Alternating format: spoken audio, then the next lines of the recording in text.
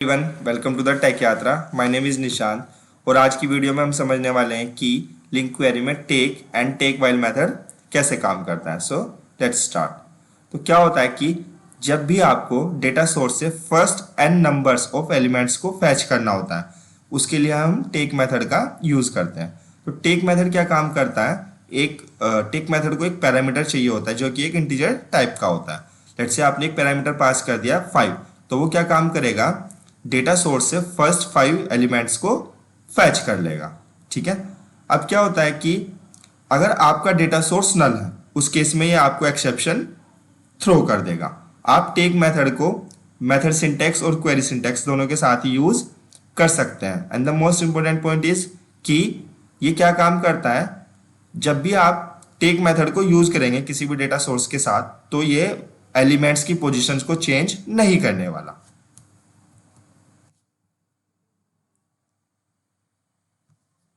अब बात कर लेते हैं कि हमें टेक वाइल मेथड की जरूरत क्यों पड़ी। ठीक है।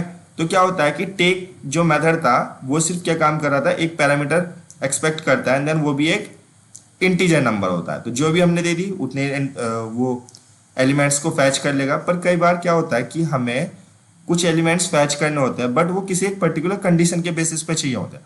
जैसे कि एक स्टूडेंट्स का डेटा था, ठीक है, तो मेरे को वो स्टूडेंट्स चाहिए थे जिनकी परसेंटेज मोर देन 60 थी। क्लियर। तो क्या हुआ कि कई बार डेटा चाहिए पर किसी स्पेसिफिक कंडीशन के बेस पे चाहिए, तो क्या होता है उसके लिए हम टेक वाइल मेथड का यूज करते हैं। तो टेक वाइल मेथड भी वही काम करता है जो टेक मेथड करता था, पर आप टेक वाइल मेथड के अंदर एक कंडीशन को स्पेसिफाई कर सकते हैं और वो क्या काम करेगा, उन सारे एलिमेंट्स को फैच कर लेगा जब तक कि आपकी कंडीशन सेटिस्फाई हो रही है। इसका मतलब जब तक कि आपकी कंडीशन ट्रू है। और जैसे ही एक बार आपकी कंडीशन फेल हो गई, उसके बाद चाहे जितने भी एलिमेंट है आपके डेटा सोर्स में, ठीक है, तो वो सब रिटर्न नहीं करने वाले, इवन वो कंडीशन को भी सेटिस्फाई कर रहे होंगे। जैसे कि सपोज कीजिए कि आपका एक एलिमेंट था, आपका एक डेटा सोर्स था जिसके अंदर 1 to लेके 10 तक आपके एलिमेंट्स थे, बट क्या हुआ 1 2 3 4 फिर 7 8 9 10 एंड 5 6 लास्ट में था। ठीक है, 5 6 कहाँ पे था, लास्ट में। अब आपने लेट से कोई कंडीशन लगा दी। कंडीशन क्या लगा दी कि आपको वो सारे एलिमेंट्स चाहिए जो 5 से बड़े हैं।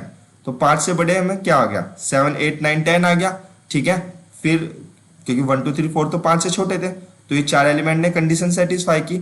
नेक्स्ट एलिमेंट क्या आ गया 5, 5 से तो बड़ा नहीं, दोनों एक वाले, कंडीशन फॉल्स हो गई। कंडीशन फॉल्स हो गई। अब लास्ट एलिमेंट बचा जो वो 6 था।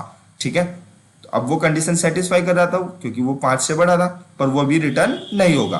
तो जो कंटीजियस एलिमेंट है, ठीक है, जो एक साथ कंडीशन को सेटिस्फाई करते चले आ रहे हैं, वही एलिमेंट्स आपके रिटर्न होंगे। और एक बार कंडीशन फॉल्स हो गई किसी एक पर्टिकुलर एलिमेंट पे, उसके बाद चाहे कितने भी एलिमेंट बचे हैं जो कंडीशन को सेटिस्फाई कर रहे थे, वो आपके रिटर्न नहीं होंगे। ठीक है, अब हम क्या काम कर लेते हैं, इसके एग्जाम्पल्स को एक बार समझ लेते हैं। तो क्या हुआ, मैंने एक क्लास बनाई हुई है take and take while operator. ठीक है, और इसके अंदर मैंने क्या काम किया, बहुत सारे फंक्शंस को लिखा हुआ डिटेल में समझने के लिए। ठीक है, अब मैंने क्या काम किया, इस क्लास का ऑब्जेक्ट मैंने बना लिया अपनी program dot C S file में और कोड को मैंने यहाँ पे डिबग मोड पे लगा दिया। अब मैं क्या काम करता हूँ, इसको आपके सामने डिबग करते हैं एंड देन समझते हैं कि लाइन बाय लाइन कोड और हर एक फंक्शन कैसे काम कर रहा है। तो सबसे पहले मैंने take and while operator class का एक ऑब्जेक्ट बना लिया। फिर मैंने यहाँ पे फर्स्ट फंक्शन को कॉल कर रहा हूँ जो कि है टेक एंड टेक वाइल का एग्जाम्पल। अब ध्यान दीजिएगा क्या हुआ कि यहाँ पे एक सीक्वेंस है, ठीक है, एक डेटा सोर्स है जिसके अंदर 1 से लेके 10 तक के एलिमेंट है। ठीक है, अब मैंने क्या काम किया, नंबर्स डेटा सोर्स में डॉट लगा के टेक मेथड का यूज किया एंड देन टेक के अंदर मैंने एक इंटीजर वैल्यू पास कर दी कि जो 4, इसका मतलब शुरू के जो 4 एलिमेंट्स थे उनको फैच कर लो। And then dot to list क्या होता है, इमीडिएट क्वेरी को एग्जीक्यूट करने के लिए। ठीक है, तो जैसे ही अब मैंने F10 किया तो यहाँ पे शुरू के 4 एलिमेंट यहाँ पे आ गए। ये किससे किया था मैंने, मेथड सिंटैक्स से। क्वेरी सिंटैक्स से भी आप सेम में यूज करेंगे, एक बेसिक क्वेरी लिखेंगे, उसमें डॉट लगा के टेक मेथड का कॉल किया एंड देन लास्ट में टू लिस्ट, दोनों क्वेरी सेम रिजल्ट ही रिटर्न करते हैं। और फिर मैंने क्या काम किया, 1 by 1 जो मेरे एलिमेंट्स थे उनको मैंने प्रिंट करा दिया। ठीक है, तो यहाँ पे आप देखेंगे तो जो चारों एलिमेंट थे 1 2 3 4 यहाँ पे प्रिंट हो गए। अब टेक वाइल का एग्जांपल ले लेते हैं। तो मैंने क्या काम किया, मैंने कहा कि नंबर्स डॉट टेक वाइल, और टेक वाइल के अंदर मैंने कंडीशन दे दी कि वो सारे नंबर्स जो 6 से छोटे हैं वो आप मेरे को रिटर्न कर दीजिए, ठीक है। तो 6 से छोटे कितने नंबर्स थे, वो 5 थे, तो इसने 5 नंबर्स रिटर्न कर दिए। सेम वे को यूज करके आप इसको क्वेरी सिंटैक्स में भी अपनी लिंक क्वेरी को लिख सकते हैं और ये भी आपको सेम रिजल्ट देगी। एंड देन फिर मैंने क्या काम किया, उन एलिमेंट्स को भी यहाँ पे प्रिंट करा लिया, ठीक है। अब बात कर लेते हैं कि टेक एंड टेक वाइल जो होता है वो फिल्टरिंग के साथ कैसे काम करेगा, ठीक है।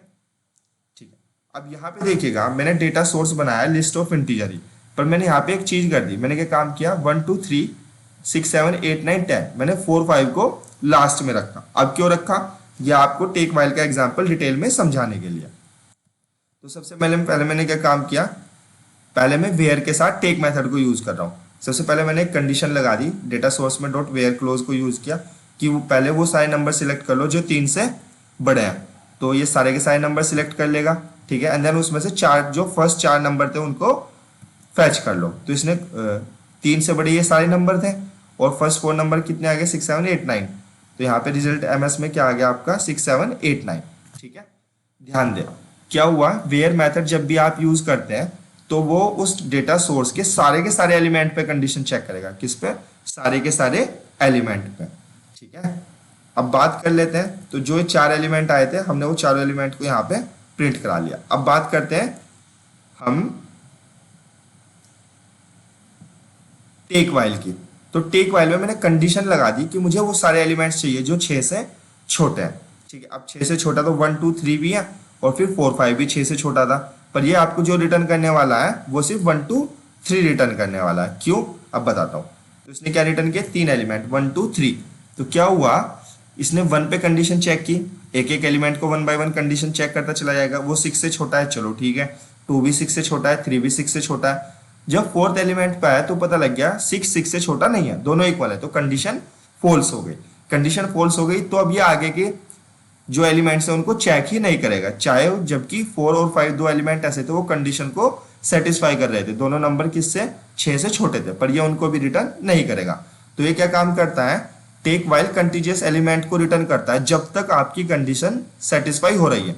जैसे किसी एक एलिमेंट ने कंडीशन फॉल्स कर दी, फिर उसको कोई मतलब नहीं है कि उसके बाद चाहे कितने भी एलिमेंट्स कंडीशन को सेटिस्फाई कर रहे थे ये उनको रिटर्न नहीं करेगा, ठीक है। और टेक वाइल और वेयर में यही डिफरेंस होता है, वेयर क्या काम करेगा, जो कंडीशन होती है उसको हर एक एलिमेंट के लिए चेक करता है। अगर सेम काम में क्या काम करता है, टेक वाइल की जगह वेयर लगा देता, वो सारे नंबर जो 6 से छोटे हैं तो वो 1 2 3 भी देता है एंड देन 4 5 भी रिटर्न करता। आई थिंक आपको take while and where clause में डिफरेंस समझ आ गया होगा, ठीक है। तो इसने 1 2 3 को रिटर्न किया एंड देन फिर मैंने उनको यहाँ पे प्रिंट करा दिया, ठीक है। यहाँ पे आपको दिखा भी दे रहा हूँ, तो जो मेरे पास टेक वाइल से आए तो 3 नंबर आए थे 1 2 3। अब मैंने क्या काम किया, यहाँ पे सेम वेयर कंडीशन लगा दी कि नंबर्स में टेक वाइल की जगह वेयर वो सारे नंबर जो 6 से छोटे हैं, तो यहाँ पे क्या काम करेगा, इसने 5 एलिमेंट रिटर्न किया 1 2 3 4 5 भी, और इसका रीजन मैं आपको ऑलरेडी बता चुका हूँ, ठीक है। अब आगे बात कर लेते हैं, अब बात कर लेते हैं कि टेक कैसे काम करेगा जब आपका डेटा सोर्स जो है वो नल है। तो इसको देख लेते हैं। लेट्स से कि यहाँ पे मैंने एक डेटा सोर्स बनाया, वो क्या है, नल, लिस्ट ऑफ इंटीजर्स मेरी नल है। तो अब जब मैं क्या काम करूंगा, यहाँ पे अपनी क्वेरी लिखूंगा, क्योंकि जब डेटा सोर्स में कोई एलिमेंट ही नहीं है तो वो रिटर्न कैसे करेगा। तो जैसे मैंने लिखा उसने यहाँ पे एक्सेप्शन दे दी कि जो वैल्यू है वो नल नहीं हो सकती, ठीक है। इसको सेट नेक्स्ट स्टेटमेंट करके आगे बढ़ जाते हैं।